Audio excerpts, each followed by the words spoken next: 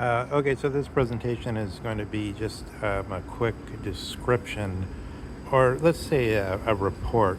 It's not going to even qualify as properly a sketch of the issue. It's sort of just a cafe level report. So I've come to the conclusion that there has to be a confrontation not only between Nietzsche and Heidegger, but between Strauss and Heidegger, but at the level of Heidegger, not just at the level of Strauss. So I mean, Strauss's whole life was actually surrounded by Martin Heidegger, by the chronology of it, by the years he lived. Um, but there's no record that Heidegger had any considerable consciousness, or that he ever uh, had the sense that there was something that he needed to face up to or do outside Anders Zetterlund. So let me just give the motivations for this. I have to aver that Sheehan. So I've been reading a lot of Sheehan, Heidegger stuff for a couple years now, and sort of always somewhat standoffish on his interpretation. But now I think I have to say, it's in a way it's a terrible thing, but I have to say I think Sheehan, his whole Heidegger is simply, he takes the Catholic interpretation of Heidegger and just says, oh, here's Heidegger.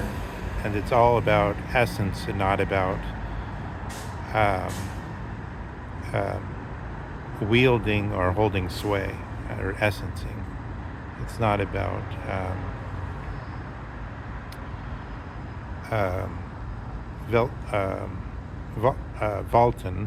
Walton, or Walton, or all these other forms that are often translated as holding sway. But that's the way Sheehan treats Heidegger, is basically to say we're going towards the that it is of Aristotle. And it's sort of flattering to Heidegger in the sense that it's like, oh, here's Aristotle, here's Aquinas, and here's Heidegger, and they're all doing this opere sequitur essay, or that the work follows the being. So the basically what Aristotle does is he said there's the way I like to say it is there's a singular, there's a particular, and then there's a genera, but there's I think that's not the preferred way to do it. Some of the older scholars did do it that way, to speak of singular and then particular, and then some third larger category, or a category, or something like the secondary substances. So I mean, Socrates, a man, and then say something about possibly something about where man fits into a larger genus, such as living being. Or you could you could work out different directions with that schema, and then even Aquinas thinks that Aristotle hasn't quite understood everything that's to be done there, and he makes some amendments. And then because Aristotle has this older formula, proteron katai tain usion, the prior according to being or substance, essence, this is sort of the genitive construction. Sheehan just says, oh, look, you could, and basically Aristotle's saying is the primary substance, the protonousia, is the thing you can point at. That's basically what he means. That's the most direct way to say it. You could say it more poetically. It's something that casts a shadow, and has a real existence, such as does hemoglobin or um, calcium. And it's something you could point to.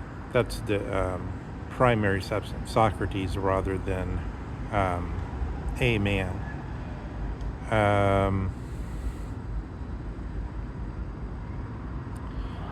So that it is rather than the what it is.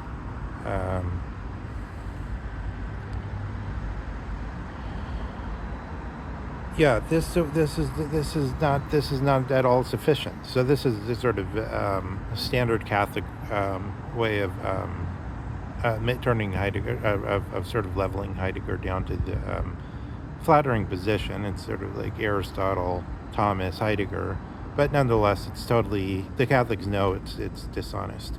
Okay, the Catholics know this is a dishonest view. So they have, in order to make up for that, they have Karl Rahner, and they have an insight. They have a Heidegger that's been in a certain way pushed off to the side somewhere, and say, oh, here's Heidegger within the Catholic thing. We've allowed for Heidegger, but it comes in the form of the theological investigations and so on. Okay, so here's the example I'm going to give just to show the motivation for this statement that Heidegger has to face up to Strauss.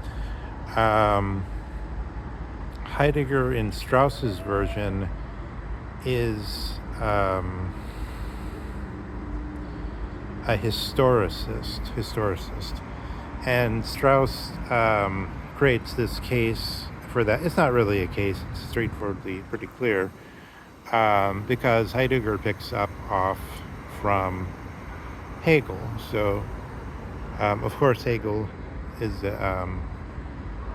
really the first and the essential and the only historicist in a certain way.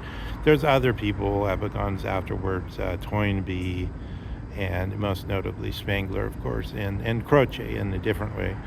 Croce is probably the most serious of them. Spengler itself very interesting, but is not. It doesn't have the most.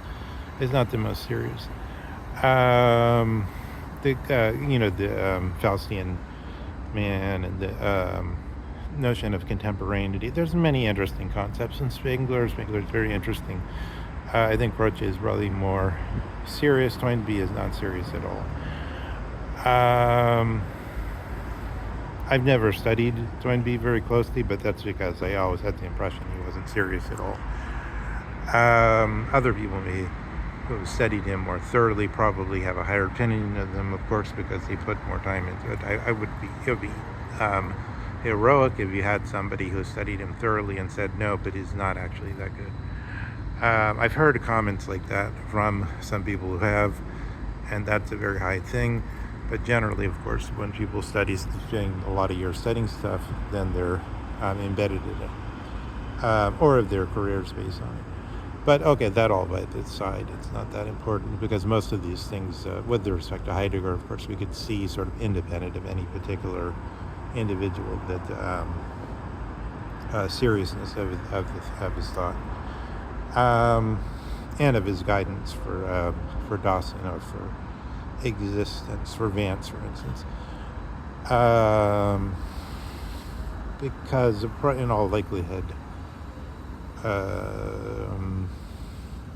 there's going to come a time when Vance will have to sort of dissolve the party system under the notion that there are factions, and factions are not tenable. But in any case, that just a hopeful direction. Heidegger is... So why does Strauss say Heidegger is historicist? So the historicism means that essence, say, of a man, it's actually turns out to be of a particular time. So there's the archaic Greeks. There's let's say Englishmen from the time of Cromwell, let's say. And then Hegel is saying each of these different men, the reason they're men isn't sort of an essentialist reason in the normal sense. It's rather I mean, the reason that they're in English, a qualified form of man rather than just man, as the Catholics would have it, is that sort of in Nietzsche, in terms of like the table of values that is before them, is peculiar, but more to the point in Hegel's term, the grift, the concept, and all the concepts that they have available are peculiar to them. So now let's say in Heidegger's terms what that means through an example, which is the example of Hegel's use of the word metaphysics. So Heidegger says there's a book, there's a part of his Gesamtausgabe which combines, I think, 36 and 37, G 36, 37, where it says, as a combined title, they call it Sein and Wahrheit, or Being and Truth, but I don't think that's the actual title of the lectures involved. The lecture involved is really more looking at the question for Heidegger is trying to sort of say, here's what I'm going here. If I, Heidegger, become sort of like Dugin does and address the people, if I, Heidegger, become more like Nestor, not yet theoretical man, but instead of man who is undivided between theoretical and practical, or undividedly facing the people. I mean, in the case of Socrates, he always says, oh yeah, we're friends, in order to say, like, I'm still linking up to the vernacular. I can still talk to the ordinary people in some way. But then again, he's already doing it through saying, you are the domesticated one, so I can talk to the sophists and so a few other people.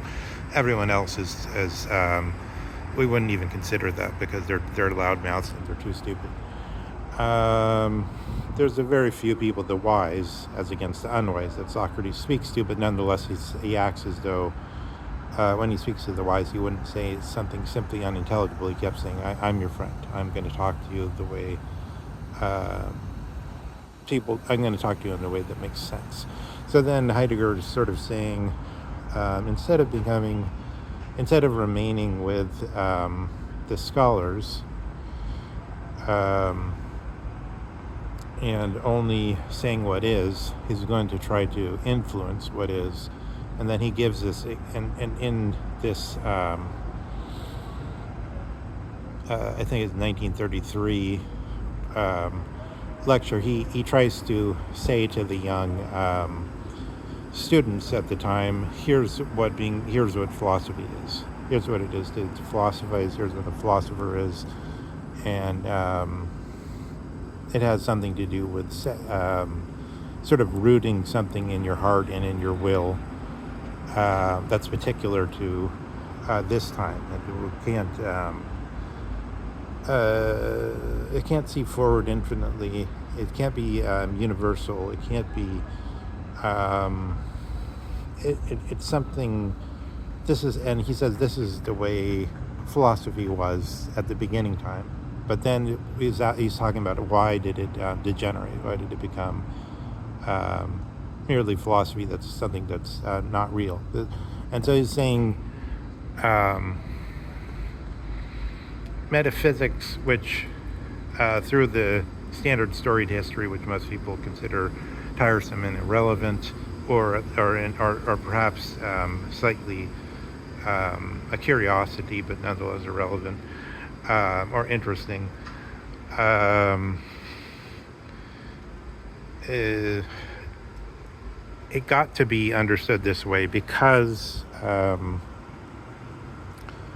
when metaphysics became into the possession of theological speculation, it changed into this substantive meaning. Metaphysics is, according to Kant, this moving up from the sense data into the special, as regnant it reigns, although lightly, into this special realm of metaphysics, which then is the highest form of knowing.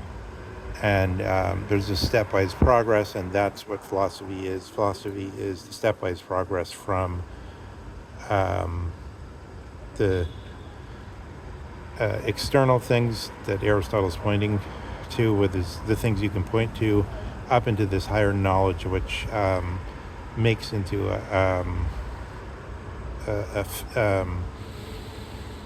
a neat and fixed understanding everything that exists of any importance, let's say.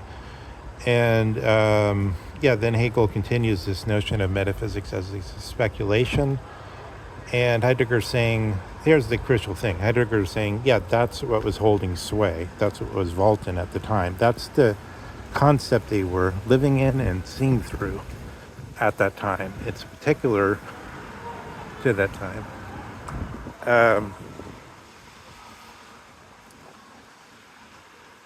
And moreover, it's not something where it could sort of land in the correct position and then you'd conserve it, and then it would be like, there's no improvement to be made here, so we'll just keep doing this, as though, sometime in early modernity, the form of the symphony orchestra should acquire its highest, organization, and just be always people trained in the same way as we somehow, I suppose, imagine the No Theater with this intergenerational actor families and so on. Is there... So, I mean, the part of the point of Heidegger is,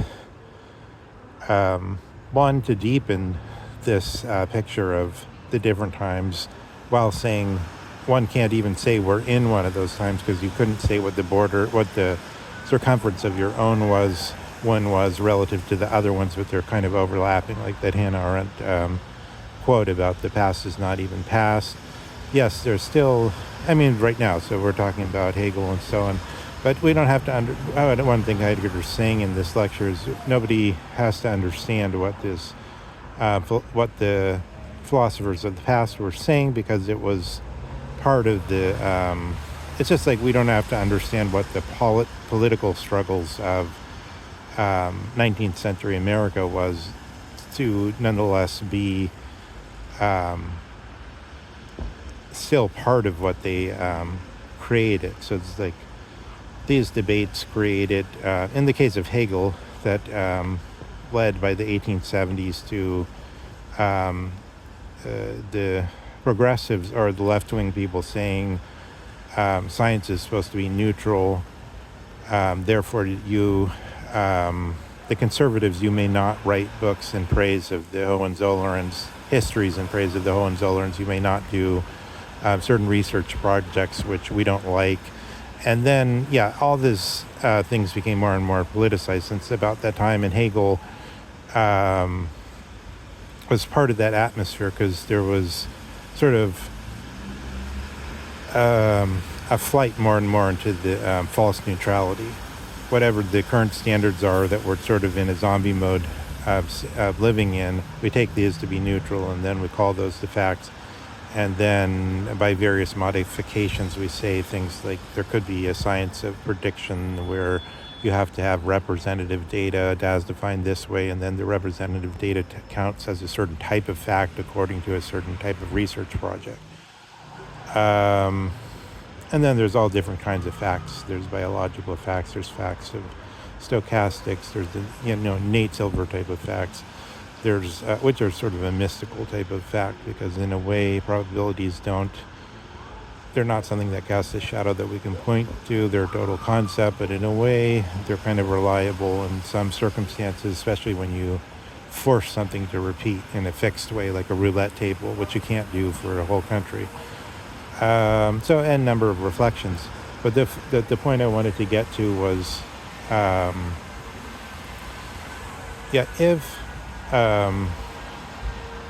what does Heidegger do actually with the Catholic thing in a certain way that still just wants the essence? And in a way, Leo Strauss with his natural law, which I think he's pointing especially to Cicero, but he doesn't. I don't know that he says that explicitly, but that's what it seems like to me. Natural law tradition. Um, he said there's something that could be discovered that would be sort of the.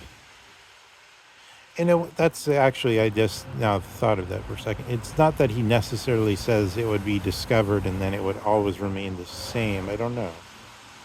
I guess yes and no. He does think there's the hegemon intelligence or nous that sees certain things that are eternal. But with respect to law, I'm not sure how fixed that is because that can change depending on. I mean, the general opinion of mankind can change a little bit, I think, on certain issues depending on what's happening. And that's even part of Aristotle in saying the situation determines in some way what the best thing we can do is. If we have, we only have the population of Athens that we do. We don't have necessarily the perfect individuals for every task. But you have to work with what you have. Aristotle already sort of assumes that in a certain way you could see, the general opinion of mankind, as it's called, will change to some extent in Strauss's version too, but clearly there's a lot of complications in this, and I just wanted to sort of mention it in a way. But the details require further working out, and I think to a great extent the formal problem is that, if Heidegger is in the, if he's sort of relinquishing the Agleichah or the identity and all this and going into essencing or wielding, he can't, I guess he has to push himself out. He can't understand historicism as in contradistinction to an essentialism. He has to somehow overcome both, so to say neither is there. And that's another proof, sort of, that Sheehan's version is wrong, because he can't say the thing you point to, Socrates, is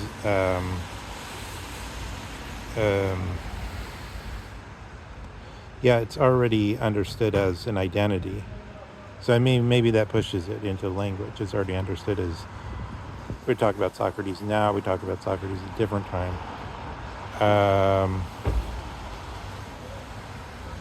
Whereas the wielding or the holding sway, we don't make that assumption, but we're not quite sure